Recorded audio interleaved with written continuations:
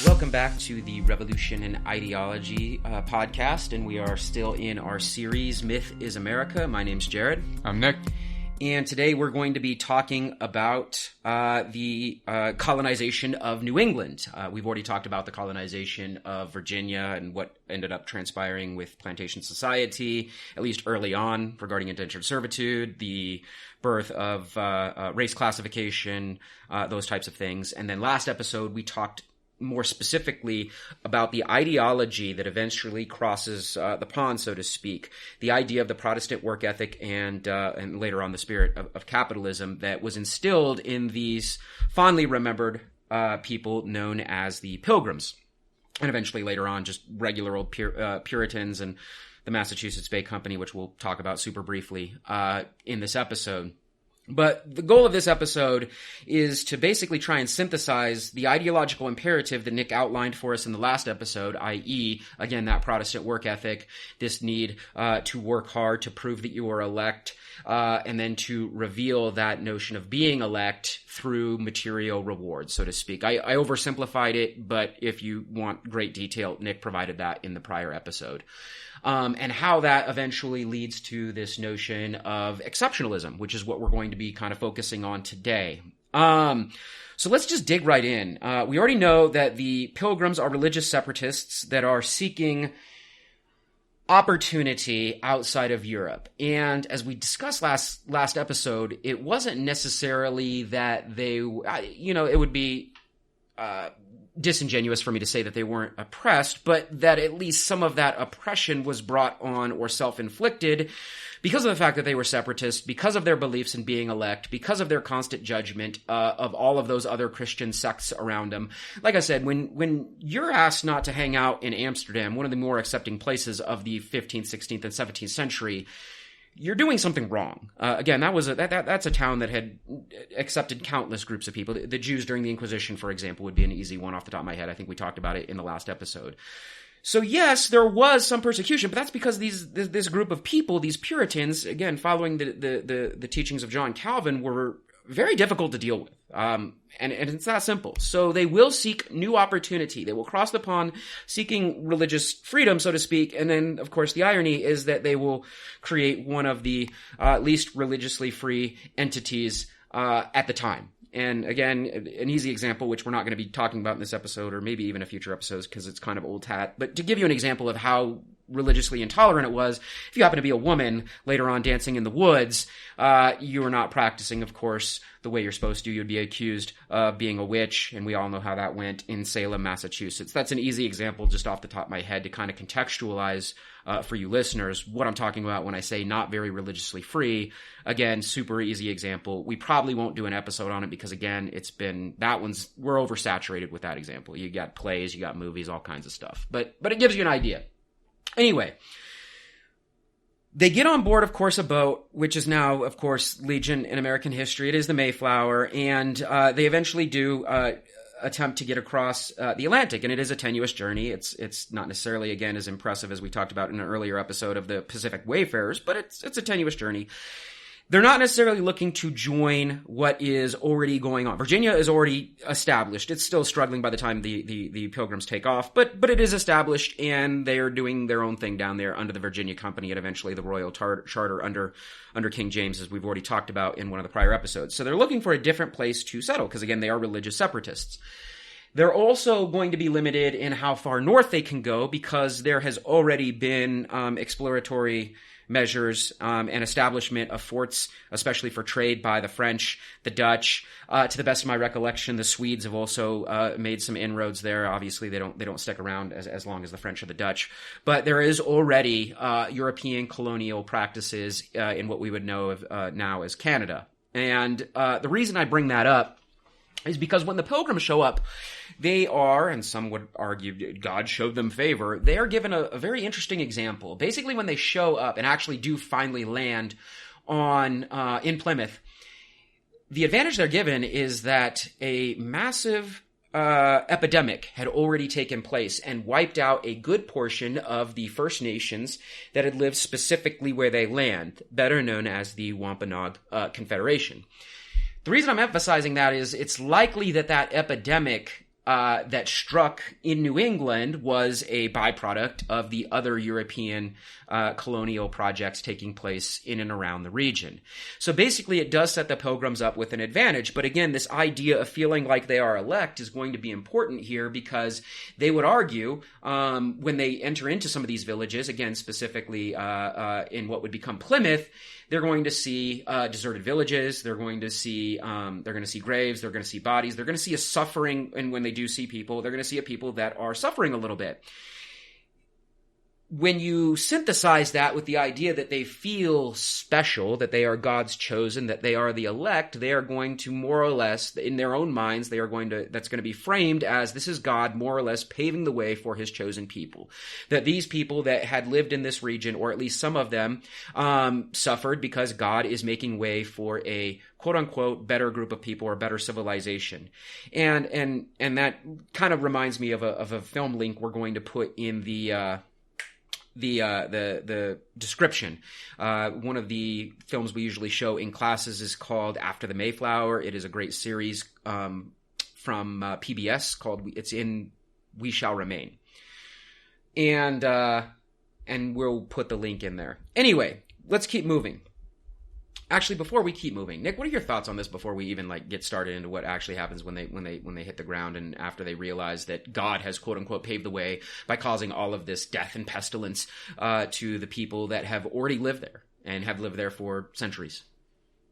Yeah, I don't know if I have really anything significant to add at this point. I do think it's just funny that God seems to always shine the light and pave the way through death and destruction, but that's a whole other topic. So that is a whole other topic. Okay, well, we'll keep moving then. So here's the thing. When they land, and we've got some very famous actors here that some people may be familiar with.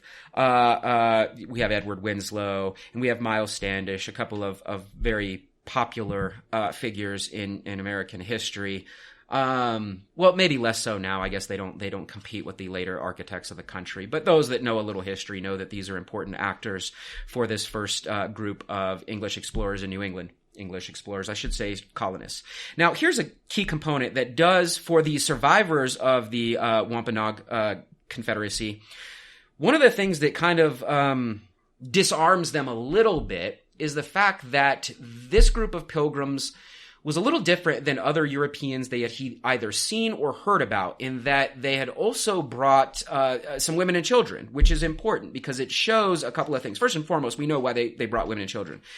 They're not ever going to leave. They're going to stay. That their goal is a colonial project to actually recreate their perfect English pure society across the Atlantic. Whereas perhaps in regards to French or Dutch traders, it seemed like it was a little less permanent because it was mostly men that would be representing the will of their group of people, in this case France or the Dutch, to set up trade networks and basically acquire things like furs or other unique items that they could get in North America in exchange for the unique items they were bringing from Europe, steel, weapons, etc. I'm emphasizing this a little bit because it is disarming. It will kind of, it'll make it less clear what the Puritans or the Pilgrims are about when they seek to establish themselves in Plymouth. The problem is that even though they bring all of these different groups or these different parts of their demographic, they don't know how to survive in New England. And we know that New England is a much harsher environment than maybe English settlers had to deal with in Virginia. Not a lot harsher, but harsher enough. And we know that the idea of then eventually founding economic imperative based on cash crops is going to be not quite as easy as well. Because again, they're going to be able to grow things that they can eat, but they're not quite as profitable as things like tobacco. Or indigo or sugar or way later on down the line cotton, as you can get in the South. I emphasize that because this group of people will struggle greatly to establish themselves when they show up. Mass amounts of them will die. Up to half will die over the course of the first winter between the journey and the winter. And their survivors of the Wampanoag will be observing this group of people struggling. And they will do a little bit of self-reflection. They know that this group of people has some things that they might find desirable. They also know that they have just dealt with a important epidemic that has just wrought so much havoc and really lowered their numbers. So they're going to consider that maybe they can bring this new group of people into their fold. Again, it sounds very familiar to what we talked about in a prior episode with Powhatan and Pocahontas and so on and so forth. It's not necessarily that they're seeking to create what we in Western civilization would call like a peace treaty. This is basically bringing people into like the family or the clan or the tribal circle, that they will work together. Like there is this idea of reciprocity that is rich within indigenous and First Nation history, and they naturally would want to assume other cultures have something similar, that they're not necessarily they don't have this exceptionalist mindset, and they don't necessarily understand this idea of religious separatism. Those are things that they don't necessarily consider when they see this group of people basically starving to death or freezing to death. So long story short, the primary sachem, i.e. representative of the popular will of the people, his name is Massasoit or Massasoit. I've heard it pronounced both ways. But he decides, he makes a choice and gets, of course, buy-in from all of his, both the matrons that would remain in the village and his warriors / traders or representatives or fellow sachems, to basically help out these pilgrims. And so they have the advantage of also having a translator already. Squanto had been basically taken prisoner and taken back to Europe years before by some European traders, and had learned enough European custom and enough English that he could act as a go-between. So when he escaped, he made his way back to New England and ended up working with the Wampanoag. I've also heard accounts where he was actually kind of enslaved by the Wampanoag, but that slavery was not necessarily prominent, especially along the Atlantic seaboard among First Nations, or at least not what we would consider slavery, which of course we'll be talking heavily about in this series moving forward. But yes, Squanto was able to act as a translator. And eventually they decide to create an arrangement in which Massasoit and the Wampanoag will teach the pilgrims how to plant corn, what they can grow there, teach them how to basically survive in New England, and even give them in a first agreement here, even give them what Plymouth, basically giving them the land grant for Plymouth, obviously via handshake, via verbal exchange. And this is where we have to say that the relationship will slowly begin. This is the onset of when the relationship will slowly begin to change. Because once the Puritans take what they've learned, or the Pilgrims take what they've learned from Massasoit over the next coming months, they begin to put down roots. Much more established roots. But these roots are tentative. They enjoy the fact that the Native Americans, in this case the Wampanoag, have helped them learn how to survive and basically kept them from dying out. But again, based on their religious exceptionalism, they are a little hesitant to interact heavily with them. And of course, the indigenous people will then begin to become a little bit more hesitant themselves, because they're like, hey, we brought you into our clan, we kept you from dying. What's going on here? Why this separatism? Why are you so tentative in your dealings with us? And the governor at the time, John Carver, kind of authorized this, and he then gave his second in command, Edward Winslow, basically, he would be the foreign diplomat for him. And so it was Edward Winslow that was basically able to keep this relationship with Massasoit and his people together while they were both still alive. By constantly going back and forth, engaging in gift giving, which is important. Again, reciprocity. Even when Massasoit gets sick for a little bit, it's Edward Winslow that comes to his bedside and tries to help him out. It doesn't necessarily work, but the fact that he went out of his way to come make sure Massasoit was going to recover, those were the types of things where these two individuals were building a huge bond. The reason I like to focus on those stories, and again, if you want to see like a great film rendition of it, check out the After the Mayflower episode. But the reason I like to focus on that is it shows that there was an opportunity here with two individuals from two different cultures that we know eventually are going to come into conflict with each other, but there was an opportunity here for these two groups of people to work together.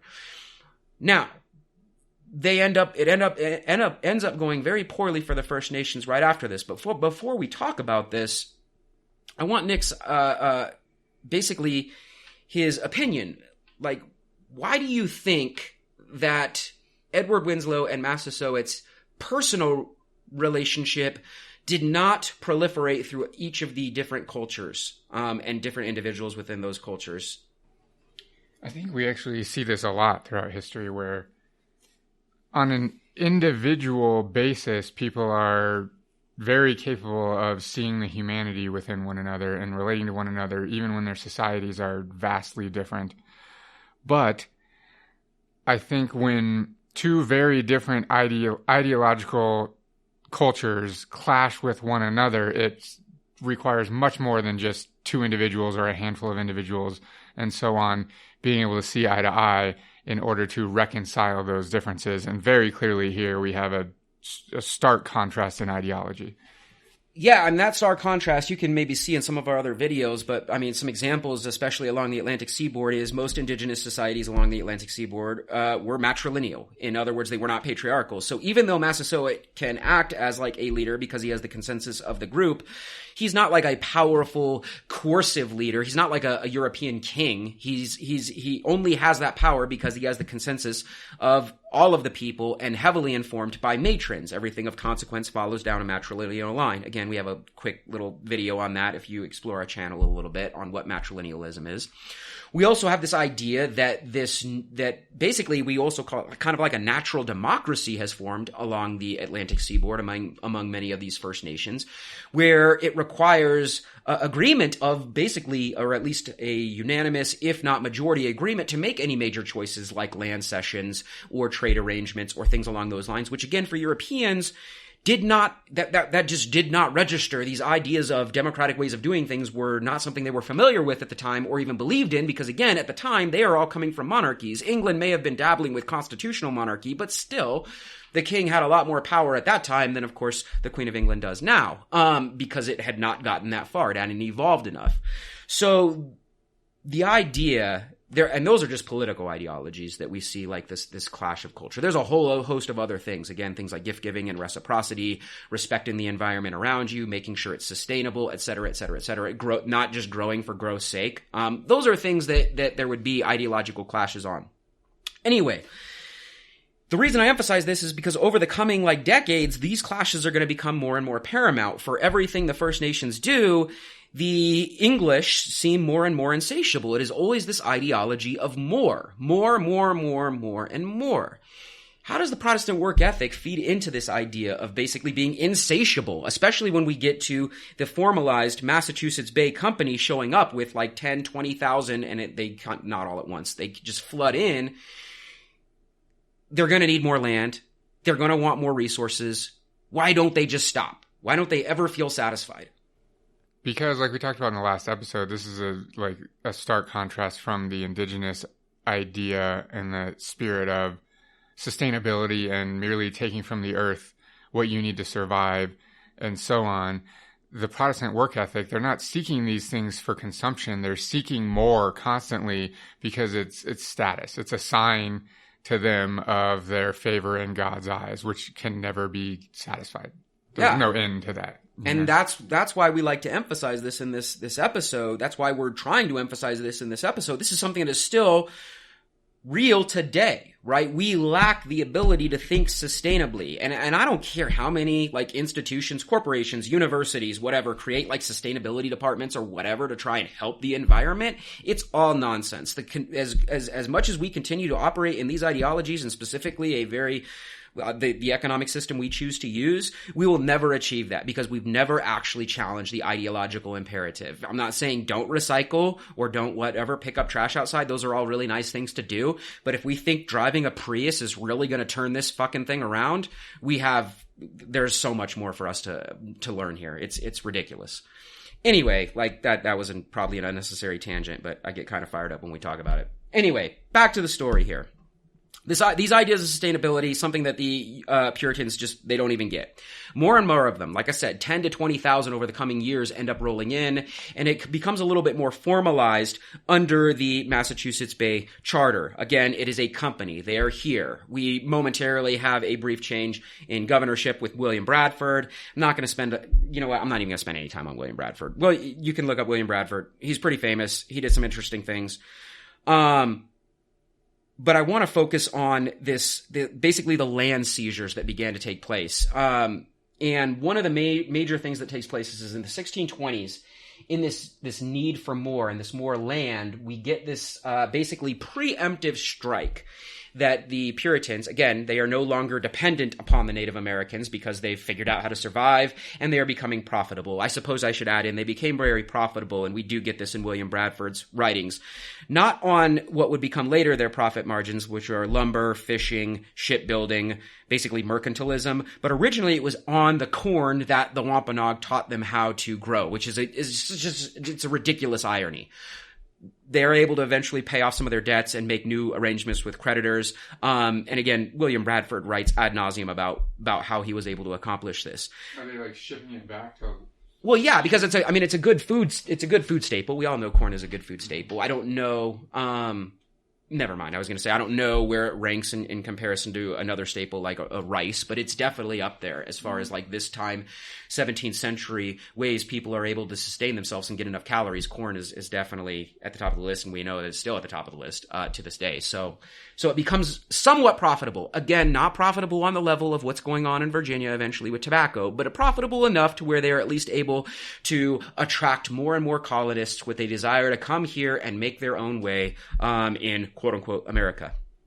Anyway, this need to become profitable, again, using land leads to more conflict with indigenous peoples, just like we talked about in Virginia. But these preemptive strikes, for example, they eventually nearly wipe out the entire Massachusetts nation. And they bring back trophies and they like heads, literally heads and body parts, and put them on display as like warnings to other First Nations in New England. We have to keep in mind, like, this idea that the Atlantic seaboard only had a couple of sporadic First Nations, like, no, it is packed. It is packed with human beings. This idea that there were only a couple of, like thousands, maybe even only 2 million that we see in history books, Native Americans on the entire continent is absolute bullshit. And it makes us, we only tell that to ourselves to make ourselves feel better about the ethnic cleansing campaign that's basically starting with what we're talking about right here. Again, this is a completely unfounded preemptive strike that basically kills countless people. I don't even know if we have a how many people died in this preemptive strike against the Massachusetts. It scares enough of the First Nations that they begin to capitulate things. They basically give over some land because they're fearful. Their ways of waging war were never as violent as what they had just witnessed. Yes, there was violence. Yes, there was conflict. I do not want to paint North America before Europeans showed up as like rainbows and unicorns. But one of the ways that they would engage in war, the goal in war was not to actually kill as many of the opposition as possible. It was to capture as many and, again, bring them into your fold. Through forced assimilation, that is real, so it's not necessarily like the most peaceful thing, but the goal was not to kill. The goal was to capture. Now, casualties would happen naturally, but this idea of basically total war and total elimination of your enemy that Europeans brought over, that was something that indigenous people just couldn't even fathom, could not even understand. So even when they do fight wars, they're fighting two different kinds of war. And indigenous people are going to have to become very reactive really quickly. They're going to have to adopt things like, again, guns, which would never have been necessary prior to European types of war. It's not like even a development or innovation or intelligence thing, as many Europeans like to talk about. You could have given most First Nations until the end of time to invent the gun, and they never would have, because they never needed anything that effective at killing human beings. All the weapons they had were more than adequate for things like hunting or conflict. The gun would never have it was not going to be needed because of the ideological imperative of most of the First Nations. And I think that's lost on a lot of people. It's not like, again, a lack of innovation. It was just never going to be necessary based on what they chose to value. What do you think of that? When you think of like the materialist development of history, it makes sense that like the things that we produce are a result of our economic systems and whatever, the quote unquote mode of production. So like the indigenous peoples would have never invented a gun because materially they didn't need one. Like, would it have been more efficient to kill like the bison? Sure. But they didn't need that. They were fine. And they never needed to kill like thousands of bison, yeah, exactly. As eventually, asswipes like Buffalo Bill Cody would do later on. That would have been the dumbest thing you can do, but that goes back to the sustainability ideology. And like you said, the weapons they had were more than adequate enough for the basic conflict they were having, and so on. They didn't ever need to kill massive thousands and thousands of people at one time. That was never a thing. That was never, and yeah, you may end up losing a battle with another nation and end up as a tributary or something along those lines. Again, it's not completely peaceful. Not everybody's holding hands singing Kumbaya. But it was not systematic elimination of your enemy that the Europeans would bring over. That's very different. Anyway, this first real preemptive strike against the Massachusetts scares enough of the First Nations that first and foremost they decide they better start learning how to adopt European firearms and how to use them effectively, which they actually do super quickly, which is very interesting. And then, of course, also figure out how they cannot end up next on the list of these expansionist Europeans. And again, the Europeans feel justified in their elimination of their enemy because they are operating under the auspices that we are elect. We are the greatest. We are doing God's work. In fact, let's talk about that real quickly. One of the primary founding ideologies of the time comes from John Winthrop, who eventually did become the governor of Massachusetts after the aforementioned gentleman I've already mentioned. And he gives an interesting, rousing sermon in 1630 called The City Upon the Hill. He does it aboard the Arabella, which was a boat. He, of course, is got the charter from the king, and he has investors, which are important, just like we talked about with the Virginia Company. And he makes this very interesting assertion. Now, most people that have studied history, or at least American history, are aware of this sermon, but I kind of want to talk about it ideologically and make the connection to that idea of the Protestant work ethic. I'm not going to read the whole thing. In fact, I'm only going to read the most famous line. For we must consider that we shall be as a city upon a hill, the eyes of all people are upon us. So that if we shall deal falsely with our God in his work we have undertaken, and so cause him to withdraw his present help from us, we shall be made a story and a byword through the world. We shall open the mouths of enemies to speak evil of the ways of God, and all professors for God's sake. We shall shame the faces of many of God's worthy servants, and cause their prayers to be turned into curses upon us till we be consumed out of the good land whither we are going. What do you think about that? I mean, it's manufacturing exceptionalism, no doubt. I think that anytime we create an exceptionalism using the power of God, claiming that, we are better than everyone else because God has bestowed upon us this whatever status that, pick your religion, it's incredibly, incredibly dangerous. Anytime that you are doing something in the name of God, it emboldens people with all kinds of moral, ethical justifications that they would have never had before. So I listen to that, and I mean, we know the outcome, obviously, so I can feel comfortable saying that it's super dangerous, and we know that that comes true. Yeah, I just found the figure here, and as conflict, of course, rises between the First Nations because, again, everything they're giving willingly to the Europeans is never enough for the insatiable European appetites, and that reminds me of one of the quotes we read in the first episode from Columbus and de las Casas, where de las Casas was critiquing the Spanish colonial project. Well, it's the same here. In less than a generation, we see that the Europeans' population rose from around 300 to about 20,000. And of course, I'll cite "We Shall Remain" on that one, which is, again, super good. Okay, so the reason I mention this rise in population is because then, of course, it creates much less dependency for the Europeans on the indigenous people. And during this time, over the coming decade and a half to 2 decades, they will begin to see the Native Americans no longer as others, but an actual impediment to their expansive discourse, what they're hoping to accomplish. And so they will actually begin to look for reasons to basically force either tributes or land cessions or land dispossession against the various First Nations in the region. And again, it leads to conflict eventually. And it's not even just conflict because of the First Nations. The English will be trying to compete with other European entities, which leads to conflict. And if indigenous people are stuck in the middle, they're then forced to choose between the lesser of evils. Now, at this time, for most First Nations, the most evil would be, of course, the British colonizers in comparison to the French or the Dutch. That might be a different episode. I haven't decided yet. But why the English colonial project was just so much more disgusting than the French or the Dutch, which is saying something because the French and the Dutch are no like peaches themselves.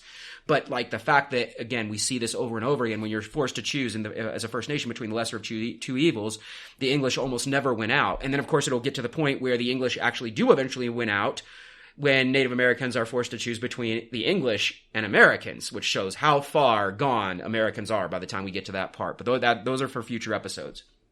Anyway, back to the story here. It leads to conflict and eventually this competition with other Europeans creates another war against the Narragansett. And again, the Narragansett stood really no chance with this united English front with their basically their superior technology and of course disease wreaking havoc throughout the colonies.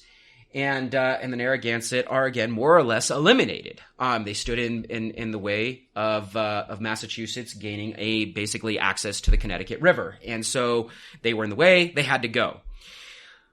It's also at this time we see a generational change. It's basically been a single generation in the time I've just kind of explained, and Massasoit, who had been working tirelessly to maintain this relationship between the Wampanoag and the growing English settlements, eventually passes away.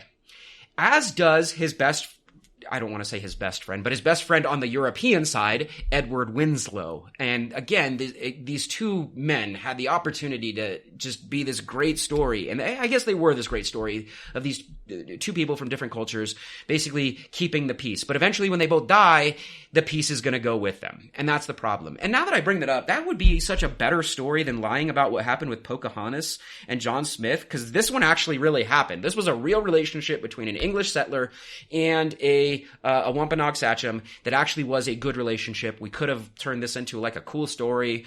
We didn't. We chose to make one up about romance between a grown man and a preteen, which is interesting. Anyway.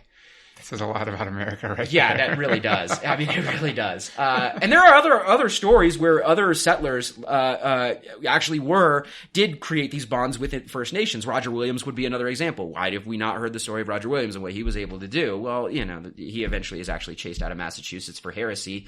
If we have any listeners along the East Coast, you'll know he becomes the founder of the smallest colony. And to this day, I think the smallest state, I don't know, compared to Hawaii, but Rhode Island. Anyway. That's Roger Williams in a nutshell. Just kidding. There's much more, but we're not doing an episode on him. Anyway, when these two men eventually die, the natural line of succession, at least in European society, passes down to be the natural line of succession goes to Edward's kid, Josiah, who's an awful little human being. Just a piece of excrement. It's not as clear-cut in Wampanoag society because, again, these matrilineal lines do complicate things in comparison to what Europeans are used to thinking about. Yet it still works out that Massasoit's son, because of who he marries, does become next in line to become an important sachem. And his name is Metacom, or he actually also has a European name, Philip. And he becomes this representative for the relationship between the Wampanoag and the English settlers. We know that he was an individual that had basically grown up where this relationship already exists. So the Europeans are not new or novel to him. And the same could be said about Josiah Winslow. The Native Americans are not new. He doesn't need them. In fact, he sees them as an impediment, whereas his dad Edward would have remembered the day where they basically saved their asses. Josiah has no concept of that, no matter what his dad has told him. And so these two young men are basically going to come into conflict. They're not curious about each other. And this is going to be important. Josiah Winslow is eventually going to try and goad Philip into conflict. Now, Philip was he was tired. He was tired of land cessions. He was tired of paying these tributes. He was tired of of giving everything that the Wampanoag possibly could without basically killing themselves to the English, never being enough for the insatiable appetites of the English. And so he begins to plan a rebellion. And Josiah Winslow eventually is able to coerce him into coming back to town, signing a confession that this is what he was planning and that he's armed. They have to give up their weapons. But again, clandestinely, he's able to, after signing this confession, eventually acquire more weapons, create various alliances with other First Nations, and launch one of the more famous wars in early American history, even though America's not America yet. It is King Philip's War. And again, I think it's kind of a landmark event where basically Philip, his warriors, and all of their allies, again, numerous different First Nations, I can't even name them all, basically start to clean house, more or less attempting to basically sweep the English into the ocean. And they're winning. They are winning, even with maybe less of a technological advantage, although by this time they're all familiar with guns and know how to, of course. In fact, actually, their use of guns via what we would now call guerrilla warfare was actually more effective than what the English were doing to try and prevent this rebellion. I always think it's funny, like we talked about the development of technology and stuff. I think it's funny, like this European exceptionalism of like, we had guns, so we're so much better than you. But like within a generation, the indigenous peoples were whooping their asses with their own guns. They were. And here's the thing. This is the most frustrating thing for me as a historian who obviously, based on the series that you all are listening to, has a huge bone to pick with European ideologies during this period of time, is it didn't have to end the way it did. King Philip and his warriors and their allies were winning until one of the First Nations flips and actually helps the English. And that is, again, it's frustrating. It is a frustrating thing to consider. It is, and even more frustrating is it comes from arguably my favorite group of First Nations to study, the Iroquois League of Peace and Power. Now, not all of those nations flipped. Specifically, the most eastern nation known as the Mohawk. They flipped, and they were Anglophiles. For our listeners out there that want to know a little bit more about why they are my favorite, Daniel Richter has a wonderful book that I assign in classes called The Ordeal of the Longhouse that is very deep on the relationships that the various Iroquois nations formed with Europeans and how they evolved and transformed over time. Anyway, that's where I get some of this content from. But back to the story. By the time we get here, the Mohawk were getting what they wanted from the English materially and had created this relationship. And the English are basically able to bribe them into basically joining their side. And it is the Mohawk that perform a secret raid against basically King Philip's new confederacy, or I shouldn't call him king, but that's what the Europeans called him, King Philip, against Philip's confederacy that he had formed, wiping out hundreds of his warriors and basically dooming the rebellion. And again, it was not the Europeans that decided the battle, it was the Mohawk and their raid against Philip's warriors. So basically they operated as mercenaries. And, if with the luxury of hindsight, I'm not sure the Mohawk would have made that choice because eventually it didn't happen immediately. But a century or so later, what they did, they begin to experience themselves, right? And that's the issue here. Again, I don't want to speak for any members of a First Nation. I'm speaking strictly as a historian. It has to be something that many people still consider. This idea of Europeans' ability to basically co-opt rival nations to do the fighting for them, and that wouldn't be unique for the English.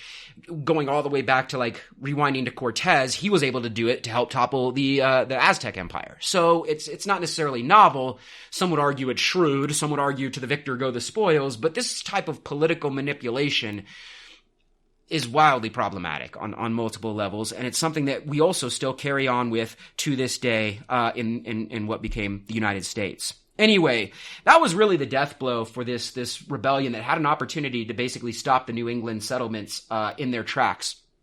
And eventually it fails because of the Mohawk. King Philip would eventually be found, honestly, by what is called a praying Indian. Have you ever heard of that term, the praying Indian? I don't know if I should do a brief... Yeah, I'll do it real briefly. Long story short, one of the things that many Europeans sought was conversion of First Nations to Christianity. Now, we know that the Catholic nations like France and Spain were much more into that. Again, Spanish missions and French Jesuit missionaries they really believed in what they were doing. I don't know that I can say the same thing for the Protestants and the Puritans, again, since many of them consider themselves an exceptional group of people and were only converting basically to force assimilation on these group of people. They create these things called praying towns and force the people that eventually converted so they would stop being... they converted basically on fear of death or starvation or elimination, right? Those types of things. They then forced those Native Americans to basically cut their hair, stop speaking their language, basically give up everything that made them who they were, and basically adopt a European lifestyle, European names. And that people that chose to live that way were called praying Indians. And there are numerous accounts on the things that they were forced to do. We don't necessarily have time to go into that now, or maybe we will in a future episode when we talk about how this also kind of sets a template for later on what would go on in the boarding schools formed by the Bureau of Indian Affairs later on when the United States becomes established, this idea of forced assimilation and coercion. Anyway, that's what a praying Indian is. He eventually tracks down Philip, and Philip is killed, and he is dismembered, and his parts are strewn about as basically like trophies. And his head is removed, and his head is then placed on a stake, brought back to Plymouth, and a meal was held to give thanks for the killing of King Philip and the elimination of the Wampanoag and their allied resistance. So while the first Thanksgiving was a relatively cool one, which I guess I never used that term in this episode yet, but I think everybody knew what I was alluding to, Massasoit it was able to establish this relationship with Edward Winslow and John Carver, and they have this first celebration feast way back in the 1620s. Well, by the time we get here into the 1640s, 1650s, the second giving of thanks is for the systematic elimination of First Nations. And we just leave that out. I mean, this is subjugated knowledge in the United States. Why? Why is it subjugated? Like, this is the quote-unquote second Thanksgiving, and these assholes are sitting around a table and the head of another human being is in their town sitting on a stake. I mean, even the narrative of the first Thanksgiving is so whitewashed, it's ridiculous. They forget about the whole side of the narrative that is like the natives helping the pilgrims to survive. Otherwise, they literally were going to all die because they were worthless. Yeah. So by the time we get one generation later, I mean, it's no question why we don't tell that story. It's not a good look, obviously. But this is who we are. 100%. Again, like we keep saying in this episode, like, this is who we are. The more we subjugate this knowledge, the more we're willing to turn a blind eye to similar types of events or related events or events that have the same ideological feel going on to this day. Yeah, we don't want to face who we are. This exceptionalist mindset, and that everybody outside of who we are is a savage, a whatever. Pick your derogating term, an insurgent, whatever they are. Like, and we will make up any excuse to dehumanize that person. Like, we don't want to be forced to look in the historical mirror because that will force us to look in the present mirror. And we don't want to do either of those things. Yeah, listeners, we're not doing this just to, like, whatever, challenge, like, history for challenging history's sake. We are creating this series so that we can actually learn lessons from the past by actually talking about the other side of history, and then, of course, reflect upon, well, this is why we are the way we are today. That's why we're creating this series. Like, some of it may be interesting and cool facts, or we may read from an interesting primary source or two, but we're not doing that just for the sake of doing that. This knowledge actually matters, right? This is what informs our ethically constitutive story, which, again, we've already talked about in these episodes. Because okay, people so easily try to, like, let the settlers of the past off the hook, right? Like, well, it was like disease, and they didn't understand each other. Like, they legit chopped his head off, put it on a pike, and then had a meal. Like, this is inexcusable. There is no letting anyone off a hook. And like, this is only after they preemptively killed Massachusetts, Narragansett, Pequot, right. Like... I forgot the Pequot Wars. Well, we don't have time to rewind. But yes, this is after they've already engaged in this wildly violent expansionist imperative. This is what they're doing. But you just subjugated the Pequot by not. I did not want to do that. All right. We also have to understand that this puritanical society, once it becomes quote unquote victorious, I mentioned how it had created a not very, well, one of the least religiously free societies of its era, which is a great irony because we're taught that one of the reasons they fled England and even the Netherlands is because they were seeking religious freedom, but then, of course, they begin to control the narrative by using, of course, religion. Basically, there was strict religious observance required by all members of the society, and if you did not observe religion in the way that they saw fit, you were ostracized, or in the case of, like I said, young women in Salem, Massachusetts, eventually murdered. Well, I think it's very important that we stress, like, using the term, like, they were seeking religious freedom.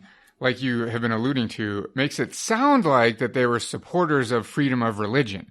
But those are two very different things. Yes, they were seeking religious freedom for themselves and themselves alone. That's all they wanted. And that was, they wanted freedom to practice their own religion, and they wanted to make sure that everyone else also practiced their religion. Yeah, early in Massachusetts, church attendance for all town members was like whatever town you ended up finding yourself in, was mandatory. You had to create, there were these covenants that you formed, these covenants that created a relationship between you and, basically the religious leadership, which of course is tied, not ironically, to the economic leadership of these towns. They even oftentimes forced these covenants upon First Nations. There was the very famous thing a few times here. Why do you think they were so paranoid? What is it about their ideology that you talked about last episode that makes them paranoid? We know why they want to feel special and exceptional and elect. Why this paranoia? Well, I think it's very clear that if you're looking for every sign possible and you're looking to make yourself feel better by ensuring your membership in the elect, anyone that can jeopardize your status as elect is a problem. And just them merely existing can make you question your ideology, what you believe, how you behave, whether or not you view yourself as a member of elect, and so on, and that's a problem. It's also interesting during this time, this paranoia can also perhaps explain some of the alienation we still experience regarding the natural world. One of the things that was more or less championed in New England during this period of time was that the village was the place for civilization, or the town was the place for civilization, and of course the church is the center of that town. And then anything outside in the forest, the wilderness, it needed to be either destroyed, or eventually we know the forests themselves need to be cleared. We would argue for feeding the lumber industry or the shipbuilding industry, but also just clearing them because that's where evil exists. That's where the unknown exists. That's where that paranoia feels. It's like the emphasis on paranoia. Why am I being reminded of an M. Night Shyamalan movie? What was that called again? The Village? Oh my God, that movie sucked. Which, by the way, this is the second time that's come up in our series now. Has it? Yeah. One of the shittiest movies of all time, and we've referenced it twice. I don't know if it's the shittiest movie of all time. But... I mean, it's got to be up. The Room. The Room isn't it? That's what people say. Whatever. We don't have time for this. The Room? Yeah, The Room. Whatever. Google it after this episode. All right. With The Room. Brie Larson? No, I think it's called The Room.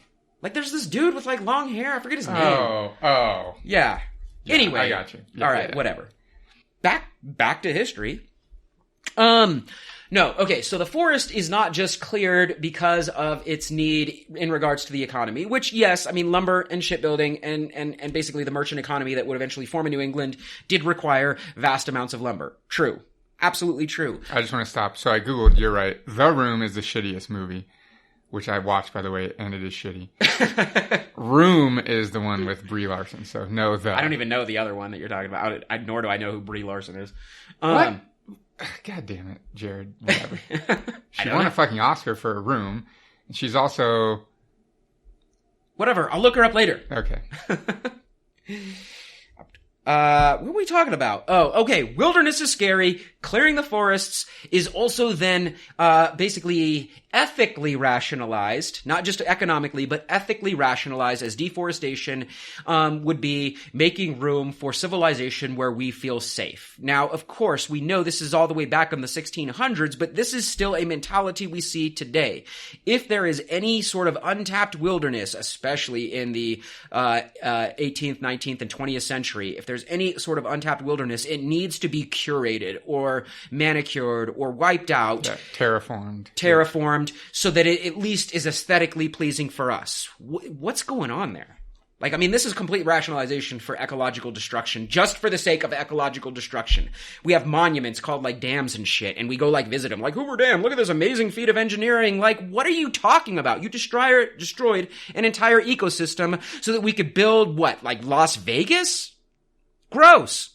Yeah, that's some gross shit. A specific perversion of humanity that we feel this need, like, I can't explain it, but we feel this need to modify the natural environment, even unnecessarily. Yeah. It's just absurd. Why? And then we brag about it because it goes back to our exceptionalism. Look, literally in the 20th century, using Vegas as an example or San Diego as an example, we made the desert bloom. Cool. The Colorado no longer makes it to the ocean anymore. Or I think maybe now it does after the last year they tried to get it there. But regardless, yeah, good job. Even on a micro scale, it's how absurd. Sustainable is that?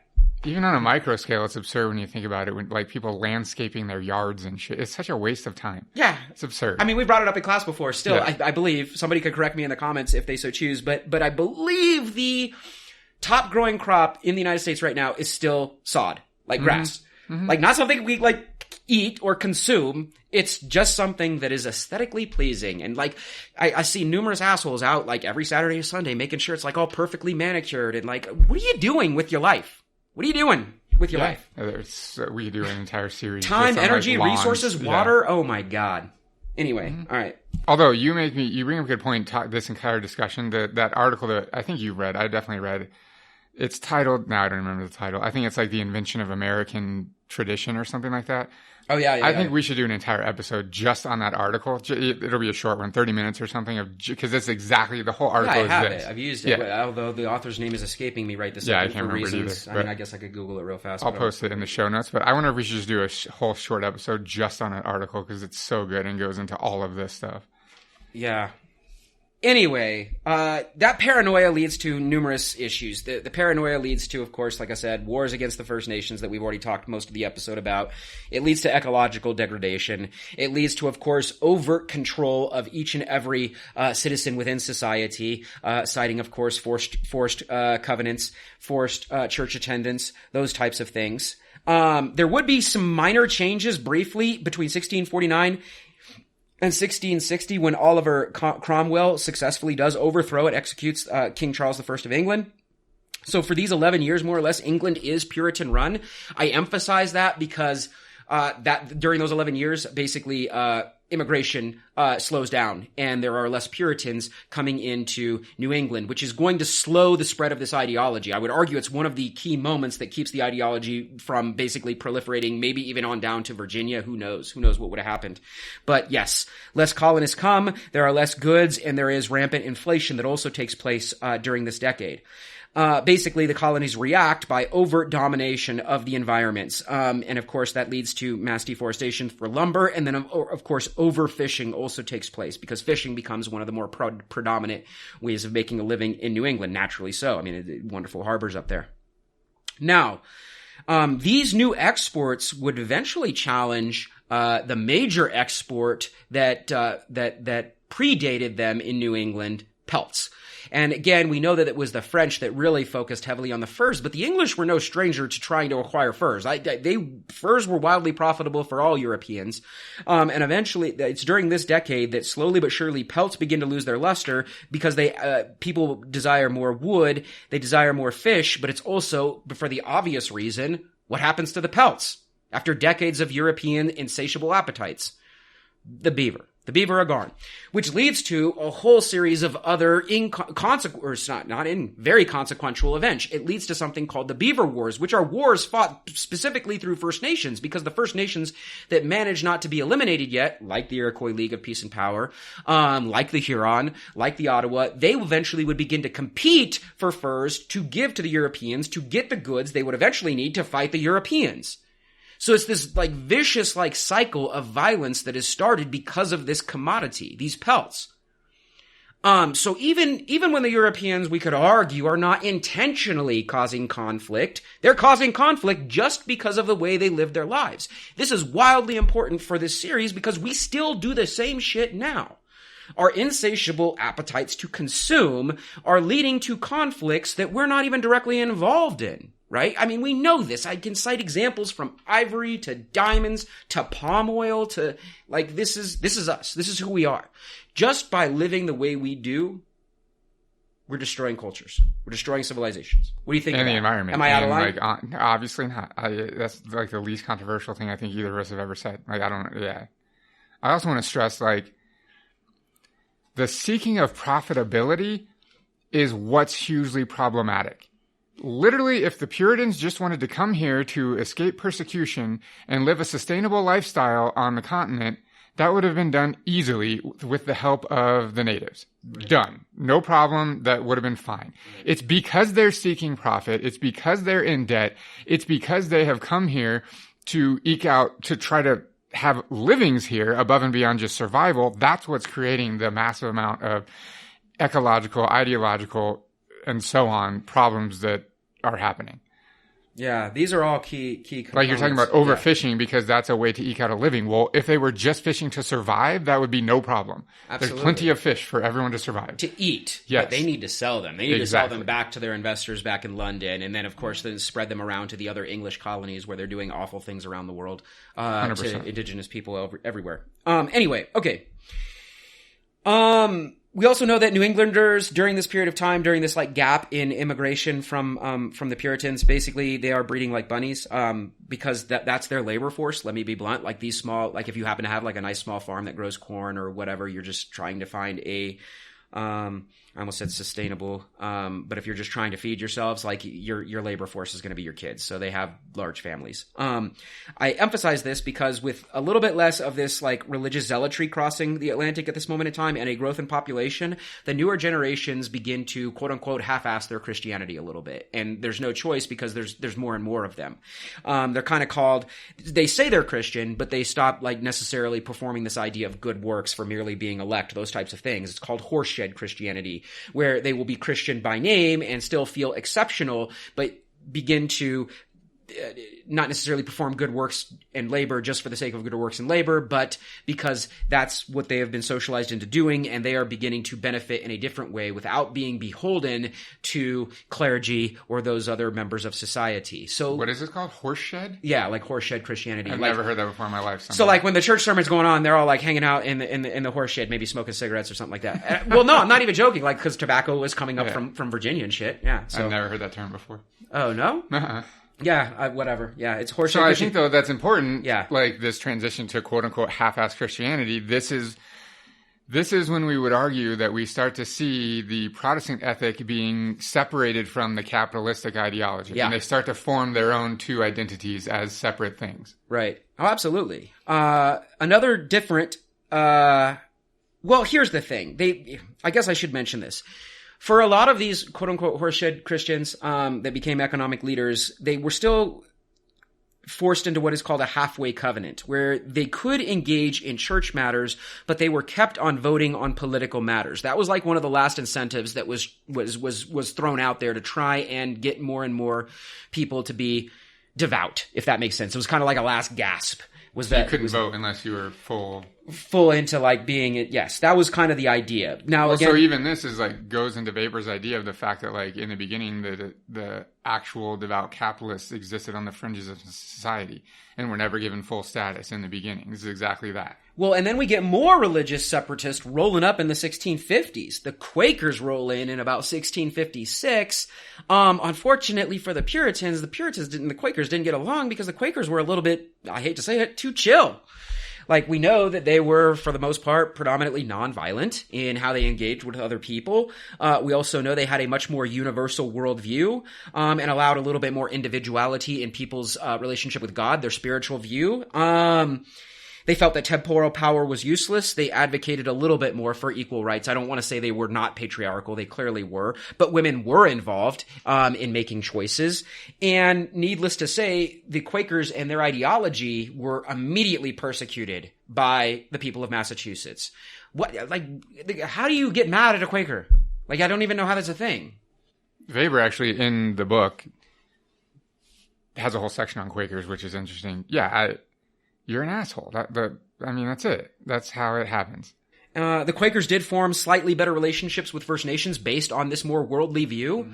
Mm-hmm. They certainly had feelings about slavery, which we'll be getting to in future episodes. So the Quakers changed the game a little bit because this persecution leads to them moving a little bit further west and basically founding what is now commonly known as the Middle Colonies. So you've got New England, which basically becomes established on like lumber, fishing, and mercantilism, eventually like business, and then eventually later on land speculation. And then you have the southern colonies, which are like these cash crops. The middle colonies are going to be one of the most important sets of colonies like Pennsylvania, New Jersey, Delaware. These are going to be important colonies because as the population grows in both the North and the South, they're the breadbasket. They are going to feed those colonies. Not only are they going to feed the other colonies and allow basically the South to focus on cash crops, but they're also going to feed England in all of its colonial exploits. So these middle colonies are going to be basically a giant food bank for the English colonial project. They are established by land grants after Charles II basically gives his brother James of York what he called New Netherland. He basically without telling the Dutch. Like that seems to be the European thing. Like, here, I'm Charles II. I'm going to give my brother the James of York New Netherland. And basically, again, you're just giving away land that was Dutch and Native American. Because, again, I don't want to say that the Dutch and Native Americans like got along super well, but lesser of two evils, yeah, the Dutch and Native Americans got along much better than the Native Americans and the English. The English show up with the Navy, and basically are forced to give it up. They are intimidated into giving up New Amsterdam, and New Amsterdam is quickly turned into New York. Fort Orange is quickly turned into Albany, which becomes the capital of New York State. But yes. And I emphasize that because this really opens up the settlement of the middle colonies. So New Jersey and Pennsylvania are then established based on a land grant from James of York to two people. Basically, William Penn is able to arbitrate a land split, and we already know, like, he's important enough to where one of the colonies is named after him, Pennsylvania. And then Jersey goes on to basically model the colonial plan of New York. Penn then gets a Quaker land grant from King Charles II, and King Charles II is cool with this because he finds this as an easy way to settle the disputes between the various Protestant confessions and the Quakers. Basically, this is getting rid of the Quakers, get them the hell out of New England, go out there, make your own way in Pennsylvania. This happens in 1681. Now, Pennsylvania is going to develop a little bit differently. Quakers flood in from all of the colonies in other parts of Europe, but all of them are welcome. It's a very different atmosphere in Pennsylvania. So maybe Philly as the city of brotherly love is an apt nickname. Basically, Philly grows into this very influential center. In fact, I mean, I don't have it here, but I guess I'm previewing maybe a future episode. By the time we build up to the American War for Independence that we will be doing maybe 3 whole episodes on to really get into. But regardless, Philadelphia is the second biggest city in the British Empire by the time we get to that point. It becomes an influential center of commerce in the and British Empire? In the British Empire. Holy shit, I did not know that. Well, because England hasn't firmly established itself in other places yet. It's still not fully in India yet. Yes, it was and it was definitely the most populous English city. Yes. Okay. They do have a semi-overbearing government in Philadelphia because the Quakers, of course, do want to maintain control. Again, to ensure that they do not follow the same imperatives or way of doing things that were plaguing Massachusetts at the time. And I should say plaguing socially, certainly not plaguing economically. Massachusetts is growing, it is profitable, that's undeniable, but plaguing them socially. The colonies eventually decide, let me correct myself. The monarchy eventually decides that the commerce that is taking place in the colonies is important enough to further regulate. All the way back in the mid-17th century, the profit from New England, the profit from the South, and later on the profit from the middle colonies would lead to the creation of what are called the Navigation Acts. The Navigation Acts did a number of things. I will not read from this primary source because, all legal acts, at least to me, they're super boring. But the two things I want to emphasize for them from the Navigation Acts are that English goods must be shipped on English vessels. So basically, it was a way to ensure almost like a monopoly on the mercantilist system that was taking place at the time. And the other thing is it limits who can be granted English citizenship. So, for example, a specific religious minority was stripped of having the ability to be granted English citizenship. Jews were not given English citizenship, which is interesting that we see, again, this very rich European history of anti-Semitism, but again, that's probably for something else. I emphasize this because this will lead to some conflict a little bit later, because citizenship,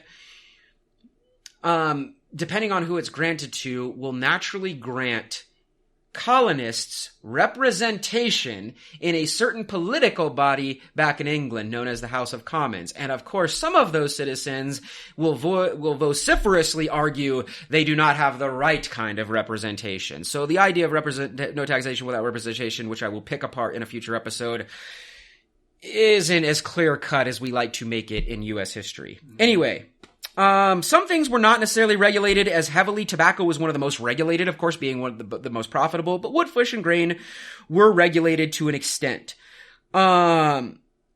Basically, the idea was that there was a mercantilist relationship established where colonial goods basically became 1/5 of all imported goods back to England. 2/3 of those were then re-exported to other English colonies, and then finished British goods basically were forced as export upon the colonies. So that may have sounded complex. I'll simplify it. Long story short, natural resources produced in the colonies, sent back to England, turned into finished goods, and then forced back upon the colonized, if that makes sense. Now, in this case, the colonized are other English citizens, so it's not as, abrogating as it would be during the neo-colonial era of, the 19th to 20th century, where the colonized are not, citizens also of the colonizing state. So, in sub-Saharan Africa or Southeast Asia, or even today, sweatshops in places like, Vietnam or Bangladesh or something along those lines. It's a different relationship today, but it was still the same idea that you're creating these products, you're exploiting the natural resources, you're exploiting the labor, in the form of indentured servitude and slavery. You're taking those finished goods back to England, or you're taking the raw materials back to England, producing finished goods, and then forcing the sale of those finished goods, i.e. dependency, upon subject populations. It was wildly profitable. And kind of with that, I think that's where we're going to kind of close out with New England, at least during this era. I mean, we'll continue on with New England moving forward, but this kind of establishes New England and what it is about in comparison to our episode on Virginia. What are your thoughts? What are your thoughts on this? I mean, there's a whole bunch of shit that I went through. Some of it, again, regarding how we deal with outsiders or others, regarding First Nations, or how we deal with the natural world, or our economic imperative. A lot of the things that we do now can find their roots here. And for a lot of people, that's where they get their sense of pride in what we do now. But for me, this is where I see, again, our problematic trajectory of consistent conflict, ecological degradation, class hierarchy, and labor exploitation. We also see that during this time period. What are your thoughts? So many things. I think it's super interesting, just this clashing of different ideological belief structures amongst different populations, different economic behaviors in different populations that existed at the time, including the indigenous peoples. I think you're absolutely right.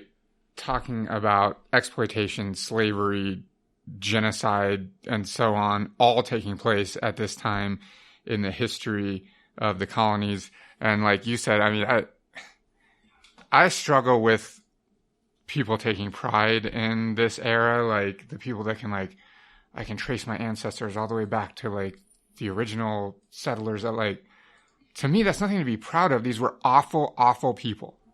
I mean, not all things. of them. Let's be fair. There. I gave you a couple that were super badass. Edward Winslow to me was, he was not a perfect man. He was still probably believed in the Protestant work ethic and the elect, but he was willing to bridge gaps. And then Roger Williams, who was willing to work with First Nations and advocate for them, so much so that he gets tossed out of Massachusetts for heresy. There's names that I am forgetting right now off the top of my head of other actors that were. There was a Dutch colonizer, Van Curler. He is an excellent example of a man that was able to establish bonds with others that mutually benefited different groups of people. So I don't want to make the blanket statement that every one of these colonists was awful, but the fact that it is the awful ones that eventually went out says something. I mean, yeah, it's the awful ones that rise to power for sure in the end. Yeah. Which it was no surprise to anyone ever, right? This is what happens throughout all of history. I think it's just that I don't know. It just bothers me to think of this is the history that we don't like to look in the face because it makes us uncomfortable. And we realize that if we actually admit that this is who we are and this is where we came from, not everyone in the country, obviously, but this is the foundation of the country, then we have to look in the mirror and realize that this is why we are the way that we are right now. And there's so many whatever. So many things. Anything that you can think of that is a problem, a social issue today in America, we can link back to this era. Why do we have police brutality? Well, I already talked about it in the Invention of Whiteness episode. That's exactly why. Why do we have economic exploitation and the othering of people? It's exactly this period. I mean, there's no surprise, but we don't want to look at it. We're founded on it. Like, exactly. You cannot, like, we're founded on these ideals. And so what we're trying to do is get a tiger to change its stripes, right? When we voice our concerns with this. The tiger's not going to change their stripes. You're going to have to maybe look for a different tiger. And like we said, the reason... a different cat. You're going to need to look for a lion or a leopard or a puma. No. The reason that we're doing this is not just so we can tell history. Like, that's so boring. No one cares about that. It's because I think we both believe that we have to look this history in the face, realize that this is the origins of our country. And if we're ever going to get somewhere positive that's not going to take thousands of years to just come to fruition, we're going to have to admit to all of this, look it straight in the face, draw a line in the sand, and move on. And correct the ills of the past. Yes, whatever that means. Reparations, apologies. I don't know what that looks like anymore. You can't bring millions of indigenous people back from basically, like, you know, not living. Like, I don't even know what term to use at this point. You cannot undo the fact that slavery occurred. You can't undo the fact that women's voices were suppressed for the vast majority of the nation's history. What you can do is seek to correct those things from continuing to happen and at least acknowledge in all of their graphic detail that they happened. And we still refuse to do that. I mean, step one is knowing. Yeah. Step two is acknowledging. And then step three, like, we need to have real life conversations about how we fix those things so that we can have a better future for everyone in the country. We make other people do it. I mean, how long was Germany forced to pay reparations once Israel was established as a state? We make other nations do it for their crimes of the past, but yet we are too good to do so? That makes no sense. Yeah, straight up. I don't even know what to add to that. There's so many what ifs too, man. Like that King Philip or the Phillips War thing, that really gets me. Like, what if the Mohawk had not turned? Like, it'd be completely different. And other people are like, well, then we wouldn't be here. And I'm like, yeah, it's just, maybe not. But like, it might be better. Who knows? Maybe we come along in a different way, shape, or form. But yeah, we have to get like existential. We have to get existential. But like, again, when I do, I mean, it's gonna be the same thing when I do Tecumseh later on again in his rebellion. And what if it had gone differently? And whatever. Mm-hmm. Okay. Anyway, I think that's a wrap on this episode. So let's do it. Again, you've been listening to the Revolution and Ideology podcast series called Myth is America. I'm Jared. I'm Nick. And we'll catch you on the next one. Later.